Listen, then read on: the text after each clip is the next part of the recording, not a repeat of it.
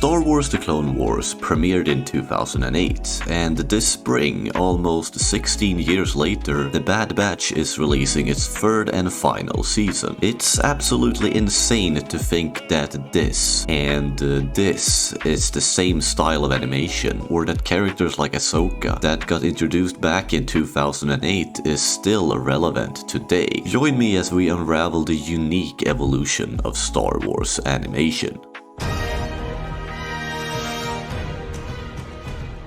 Why a animation versus a live action Star Wars? I wanted to do something a little bit more lighthearted, that I could deal with other characters and also deal with the personal relationship, the growth between Anakin and Obi-Wan.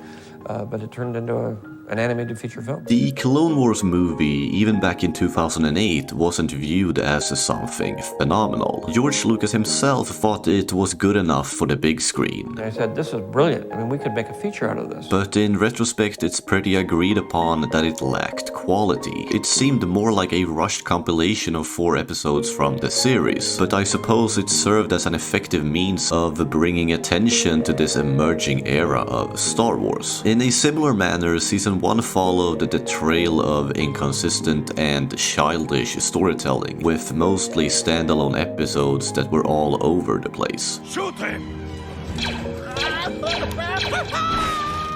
George Lucas and his team ventured into experimentation with the music, episodic tone, and animation to find their ground. This aspect challenged the audience to trust the show, enduring entire stories centered around the stupid Jar Jar and the at the time annoying Ahsoka. You're stuck with me, Sky Guy. Yet the series quite quickly began to improve, and I would say that Season 2, Episode 5, called Landing at Point Rain, is a pretty symbolic moment for Clone Wars as a whole, showcasing some brilliant action sequences with camera shots that actually looked quite cinematic.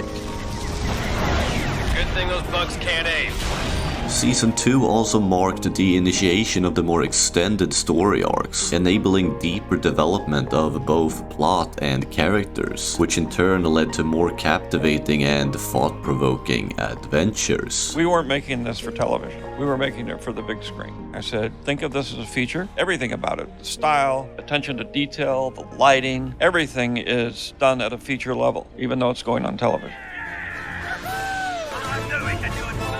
George Lucas' hopeful vision for a series that would broaden the boundaries of animation were beginning to shine through in Season 3. You could absolutely view it as the transition period between a childish animated show to a series that delved into complex plots with episodes that could enhance the experience of the entire saga. And at the hand of better stories, the characters got more time to shine. For instance, the clones in the Camino arc, Ventress in the Night Sisters arc, Padme in all the political episodes, our main Jedi in the Mortis trilogy, and especially Ahsoka in the season finale. And because of you, I did survive.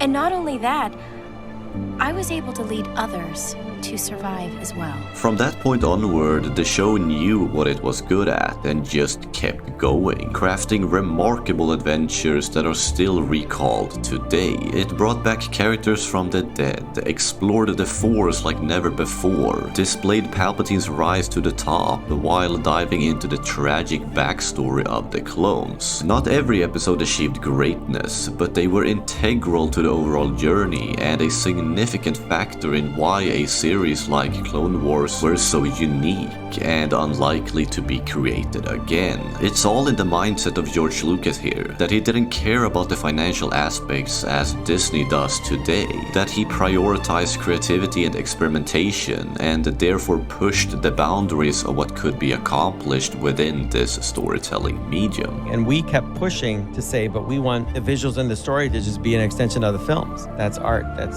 evolving. You never want to sit still. I mean, that's why the last season of the show looks better than the first. Even if the series never reached full completion, I, as every other Clone Wars fan, am extremely happy that Season 7 got made. It felt unreal when those episodes premiered, and even if the initial 2 story arcs weren't the most outstanding, Siege of Mandalore stands out as an accomplishment that Lucasfilm should take pride in. Everything about this story was top-notch, with the animation hitting its peak.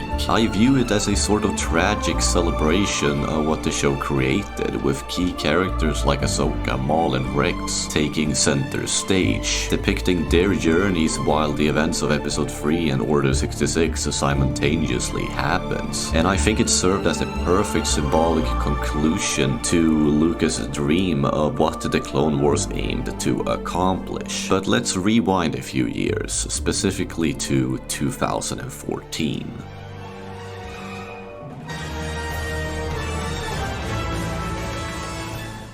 Star Wars Rebels was Disney's first animated project, and it felt different for many reasons. It was a new style of animation, a new crew in a new time period of Star Wars, and of course no George Lucas. The show itself had the same problems as early seasons of Clone Wars, with inconsistency and a silly tone to it that I think put a few people off. But I would still call Rebels a good show that created some fan-favorite characters like Ezra, Kanan, and Sabine. It's definitely a show for everyone who loves that world. I don't think it's just for kids, because it's really rewarding. I mean, just the time period they put us in is so rewarding for fans of this franchise. Just look at live-action projects today and how Rebels has affected the likes of Ahsoka, essentially serving as a sequel to its story. Even if I think Clone Wars is a better series overall, some moments in Rebels are phenomenal, and the back half of Season 4 is some of my favorite Star Wars, with Kanan's sacrifice, Lofi, and its Jedi temple. Ezra's out there somewhere, and it's time to bring him home. Rebels, much like Clone Wars, demonstrated that animation plays a crucial part in the Star Wars universe, allowing exploration of specific characters and eras in ways the movies couldn't achieve. Its favorable reception and the creation of a dedicated fanbase likely contributed to Disney entrusting Lucasfilm with producing the final season of Clone Wars. There's such good vibes around Star Wars in general. I think people are primed for excitement. They're seeing characters they like return. It's just amazing. There's nothing to compare in all my years with Lucasfilm. I absolutely love Rebels, because it's not only extended the era of animated Star Wars, but also provided valuable insights to Lucasfilm on the possibilities and limitations within this medium. Lessons that could potentially shape and influence their approach in upcoming projects.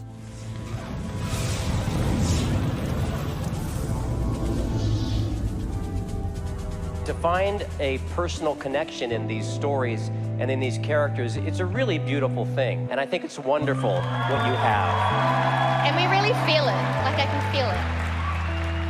To this day, I still don't understand why they decided to make a show regarding these weird clones. But what I do know is that The Bad Batch has defined my expectations. As its final season unfolds, it's evident that Star Wars animation has reached new heights of maturity, cinematic quality, and relatability. The animation itself is nothing short of astonishing, leaving me at loss for words to describe its beauty and the meticulous attention to detail in every frame. In similar manner with every animated Star Wars show, Bad Batch has been getting better with each season, progressing into something very complex with the story of Clone Force 99 and their different viewpoints. When I compare it to what the 2008 movie presented, it's mind-blowing to see the difference, and there is a sense of pride in witnessing what I cherished from the past still thriving today and stronger than ever. Even shows like Tales of the Jedi, that also stems out of the Clone Wars animation, is great to have around, and another project that showcases what animated Star Wars is capable of, and how it has the potential to enhance and deepen the core fans' understanding of the universe far,